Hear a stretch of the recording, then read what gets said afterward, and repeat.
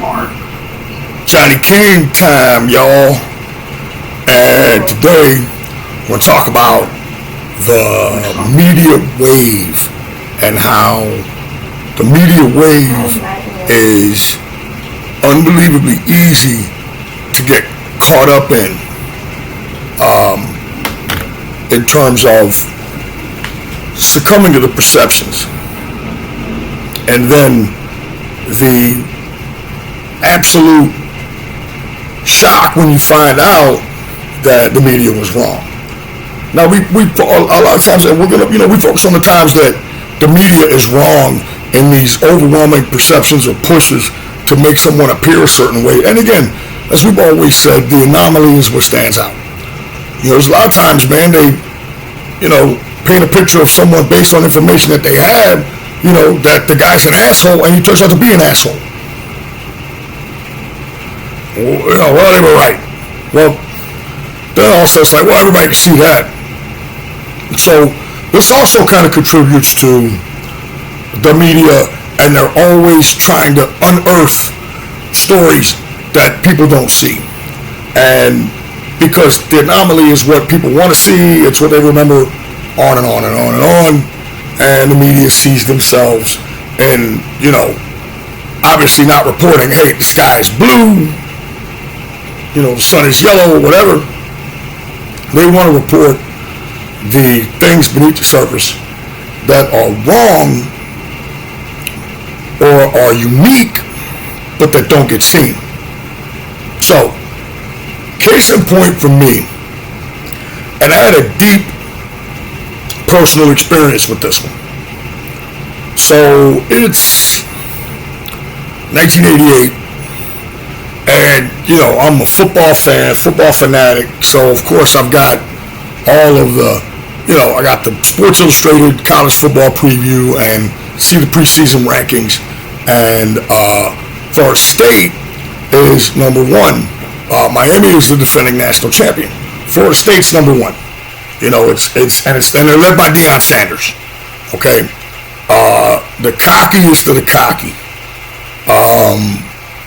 Just at this time in the 80s in college, showing up to games in limos, having quotes attributed to him, and I'm sure he regrets this if it's indeed true, but one of the quotes was, "The Florida receivers think I'm God. I am." Just very, very cocky. He's got the jerry curl, he's flashy, gold, all that stuff, right? And so they open the season number one, and they play at Miami, defending national champions, right? In the OB, in the Orange Bowl, which, man, come on now. You really know football going back to that time, man. The OB, it's a motherfucker to play in the OB. It just, you just did not go in there and get wins. It just did not happen. And it was usually pretty tilted in the favor of the Canes in terms of the result of the game. Not only a win, but a big one. So they go in, they're playing Miami, and I believe that was Steve Walsh and Leonard Connolly and Cleveland Gary, and I think Dawkins and maybe Hill might have been on that team, another receiver. Anyway, Miami rolls them 31-0. Okay. Now, for Florida State, they don't fall into some sort of easy cupcake game the following week. They get 1-0 Clemson, who is number 3 in the country, in Clemson, with Coach Howard and his rock in Death Valley. If you ain't gonna play 110%, get your filthy hands off my rock. I mean, this is Clemson. It's pretty fucking legit. They're pretty good. And so it's a whale of a game. Florida State shows a ton of pride, and they come out because Clemson is jacked for this game. Florida State comes out and they show a ton of pride, And it's the game that's remembered for Punt Rooski, as Coach Bowden would say. Well, we ran old Punt Rooski on them. They ran Punt Rooski on them, and they win the game 24-21. However, what I remember from that game is another punt play where this time Clemson was punting, and they punted to one Deion Sanders. And he shoots up the middle, makes a move, peace out. He's headed to the house. And in real time, from up top, you see him go up the middle, and it's pretty impressive. It's like, like imagine a pinball that, shooting up the side and everything else is standing still. And then he bounces outside and he's gone. And that was impressive enough. Well, props to CBS Sports as they decided to show a ground level, real time version with a cameraman that they had on the far sideline, the sideline that Deion came to after going up the middle. And they show this replay, and it's at ground level, which anyone who knows ground level and the speed versus up high and the TV view. It's night and day. These cats are coming. So they show this ground level view, and I'm watching it, and I'm like, that's bullshit. There's no way. They sped the film up to make Deion look faster. No, they didn't do that. Because upon seeing it, everybody else was at regular speed. And timing it, it was at regular speed. I've never seen a human that fast with football in their hand. I've never seen a human that fast, period. When he burst up the sideline and peace out, when he broke wide after the shot, the jelly, and he kind of slowed down a little bit, and I'm like, it looked like they sped the film up. So I said, wow, this Sanders kid can play. There's definitely something there. I understand now a lot more why he has that confidence. Because, I've seen him in battles with Mike Irvin, and they kind of went back and forth. Props to Mike for winning the ones that he did. I mean, geez, Deion freaking Sanders, I didn't know it then, but I started to get to know it. So then Deion's drafted, and he's doing, he's got the baseball football thing. That's how dope he is. A very credible baseball player, very credible. That speed helps, trust me. And Deion can throw, and was not a terrible hitter by any stretch of the imagination. Legitimate baseball player, usable baseball player. Okay.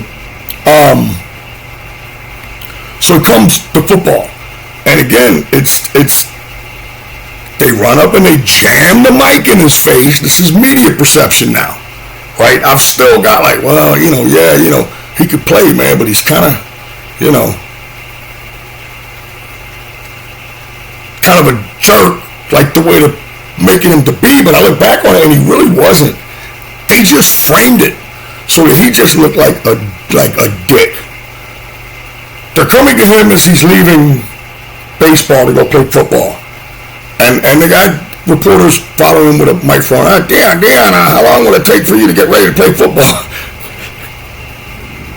And Deion says, man, if it was a football game to play tomorrow, I'll be ready to play tomorrow. And it was so cocky, right? And me and my mom actually saw it together. And my mom was like,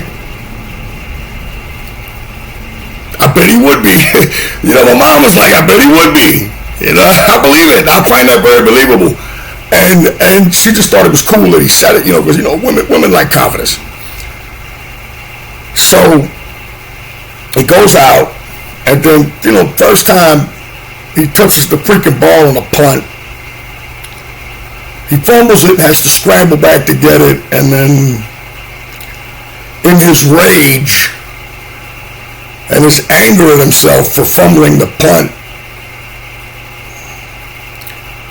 runs past everyone. I want to say it was the Rams. runs past the whole team. They gets to the open field, and there's some dude with an angle on him, right? An NFL guy. He's got an angle on him, kind of coming at him, and Deion's breaking forward. And Deion turns and looks at this dude, right? Legs kicking. You know, he's at the 40 and he's gone. So it's like, wow. So then, you know, this was sports media at the time. There was no Twitter or internet or anything like that. So quotes were magnified from certain people based on their significance. So yeah, Spike Lee, one of my favorite directors.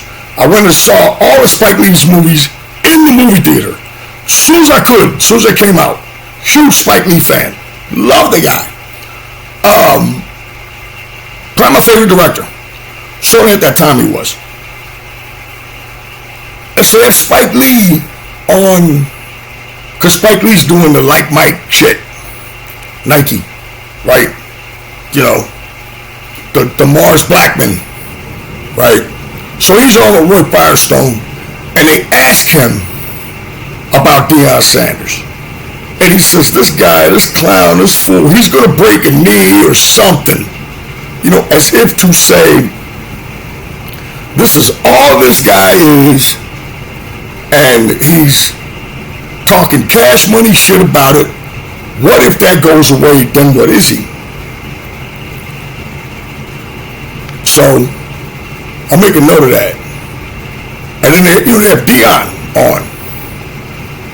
And I hadn't heard Deion talk to or interviewed extensively at all. You know, this was 89 after seeing, you know, who he was in 87 and the hype and coming on up. This is 89 with the Falcons. So they have him on the show, and he's got the Jerry curl, you know, he's got the Gucci glasses and shit, you know what I'm saying, and the diamond earrings. And it's like, okay, it's a real flashy look. And then Firestone says, hey, we had Spike Lee on, he said this, they played a comment. And what Deion said after that, man, I'll never forget, they changed. And I realized that I've been bamboozled a bit here by the media and the overwhelming media crush that you get. Deion says, you know, it's just, I hate to hear him say that because Spike Lee, you know, of anyone should know how hard it is to make it, to really make it, you know, in entertainment, sports. And I remember thinking, wow, he's dead on. I never thought of it that way. And so from then on, Deion had me. I was like, he's different. He's a different cat. So he goes through his whole career, and it's full of the same shit. They're setting him up to take pot shots at him. It's all of his shit is magnified. The mistakes that he makes in life, you know, which there were very few that he made on the football field. Everything's all magnified, right? So, fast forward, you know, about 15 years to, 13 years to 2012. And I'm running the minor professional football league. You know, it's the number one spring football league, professional style football league in the United States at the time, based out of Dallas. And I get a phone call one day, which I got a bunch of them at the time running that league, and it's Deion Sanders. And I'm not a starstruck guy. I'm not. But I'm a little starstruck, and Deion kind of reeled me back in a little bit. He was very polite about it, but he was very direct, and, you know, he said without saying, yeah, I know I'm Deion, enough of the starstruck bullshit. My time's valuable. Let's get to business, which I respected. And that shouldn't have been a professional and representing the minor professional football league. I shouldn't have been starstruck. No, but I was, because it's Deion. So we start talking. He sets up an interview, sets up a meeting. He's going to put a team in our league. He's going to put a team in my league. He heard we were the best. I'm beside myself, right? So I go and meet with him not 5 minutes from here at Victory Square, Victory Plaza in Dallas, at the Main Street Sports Cafe, I believe it's called at the time, right there on Victory. And Deion's there, and he's got about 9 guys with him, including Hegeman, the offensive lineman. I want to say that Mathis, the cornerback, was there. Several other guys I know, some of them played, and there was his crew. So I meet him there. At first, I'm struck at how big the dude is. He's rocked. You know, and Deion's a little bit older than I am. I was 43 at the time. Deion's 45 or 46 at the time. And he is rocked. I mean, this guy is swole. You know, he's got long arms. And we begin to talk. And it's about a 2-hour meeting. And I'm sitting. It's typical Sun Tzu Art of War stuff. See what kind of guy this guy is, me. And give you some of the advanced negotiations. Deion sits right next to me. And the other guys are surrounding us. Me and Deion's legs are touching. We're right there next to each other, right? It's an old negotiating trick. To put you in this position of, you know, okay, man, we are applying pressure. It's not outward, but it's there, and it's real, and it's subtle. Can you handle it? Because we're applying it. Jerry Jones and Bill Parcells did this with Tony Romo. So it's the same shit. And I'm sitting there, and the only way I know how to deal with stuff, man, is to just, you know, be polite and be informative and be direct. You know, I was raised to be polite. It's a big deal. It's free, and the benefits are huge. So I go through this meeting, and I start to find out more about what he's really about. He's polite. He's gracious. His focus is the kids. I managed to get through the meeting without being starstruck. Okay, because my mom was like, oh, please tell Deion when you meet him, he's a beautiful man. And I normally, you know, and moms, anything for moms. But I just didn't get that out. Because it's just, I'm so focused on not being starstruck. He's coming to me, he's going to join our organization, and so I need to be able to line it out professionally and exactly what will happen. So I go through it. It's 3 hours, and we're exchanging texts, and I say, hey, it was an honor to do it. I hope everything went okay. He said, man, you were fantastic. I said, wow. So for the next year or so, we text back and forth about just stuff, about football, about life mostly. And he's like a big brother to me. I'm going through some things. He takes the time to respond to my text and to tell me, you know, keep going, keep grinding. You know, God wouldn't put anything in front of you you can't handle. He's just sending me these words of wisdom. And he's just so gracious and so kind, and I'm nobody. You know? He even took the time to call me to let me know that he had changed his number about a year into it. And I would hear and, you know, see these things of him being in the media with his reality show. And my fiance, my ex-fiance, you know, she couldn't stand him. And I'm like, I'm not going to sit up here and let you talk bad about this man. All right, in this house, I'm the man of the house. You're not going to talk bad about this man. You don't know him. I know him. And I hear people on the radio just kill him, just murdering the guy. And so it just kind of all comes full circle and brings the whole purpose of today's podcast into view. And it's just getting caught up in that media hype and that bullshit and knowing that it's not always real. Now, we're more jaded about it now, so we do have a tendency to question it, okay? But for me, given that whole circumstance, and you're talking about something that starts in 1987, 88 when I see Dion, find out who he is, all the way through 2012 when I meet Dion and spend 3 hours meeting with him and then become a friend of his, which I hope, because he was certainly a friend to me, for the next year or so, exchanging messages on into, me being engaged on into 2015, 2016, and hearing my fiance, who I thought was the one, obviously she wasn't, just badmouth this guy. Hearing people on the radio just tear him down. Dion, like he's some kind of joke. And, my fiance hates him and all this kind of shit. And it's kind of weird because there's that juxtaposition that my mom loves him, right?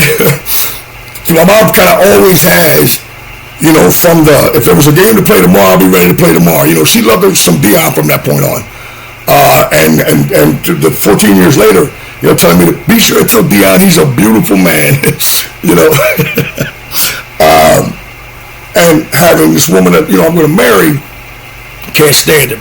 And I'm sitting up here telling her, look, I don't hang out with this man all the time, but I've gotten a chance to get to know him better than most.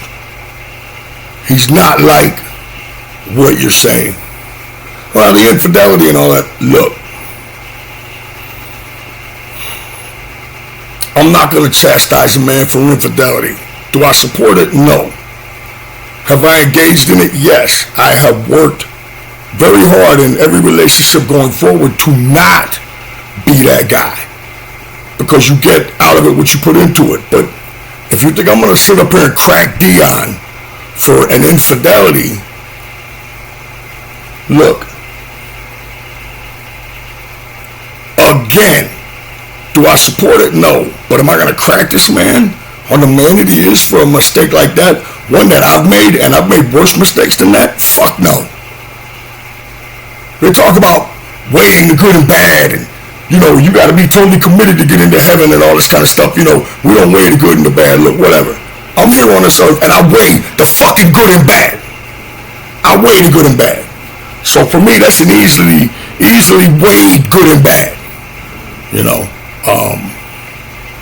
I went from thinking he was, I guess, a grandstander, an asshole that was going to get his comeuppance to, with not much substance, to saying, wait a minute, this dude, there's a lot here. And listen, God made Dion to play cornerback. When God wanted a cornerback, he created Dion. But he also made Dion to do a lot of other stuff, man. And Dion has a massive impact as a human being. He had one on me. I'm nobody. He was going to be my customer, paying me money. It didn't happen. All right, he didn't put a team in my league. He didn't have a semi-pro minor league team that year when he was doing prime prep. But yet, to have met me and still respond and stay in contact with me. We would text days that he was getting ready to go on the NFL Network. I couldn't believe it. And it wasn't always about football. Just a beautiful man, a beautiful human being. And in addition to talking about getting swarmed in by the media, and that, right now, I hear today that today, or it might have been yesterday, that Dion had emergency groin surgery. They were already talking about him losing his foot, emergency surgery on a blood clot on his groin, and I'm extremely worried. And man, my thoughts and prayers are with him. If he has to lose his foot, that sucks enough as it is. Okay, but damn, man, now we got a blood clot. Blood clots kill people. I hope he's okay, because he means a ton to me and is completely misunderstood by the media. And that, again, was the purpose of the podcast today. Be vigilant. Look at everything. Don't assume the media is always right, even though sometimes they are. I'm Johnny Cain, JCT. Hope you enjoyed today's podcast.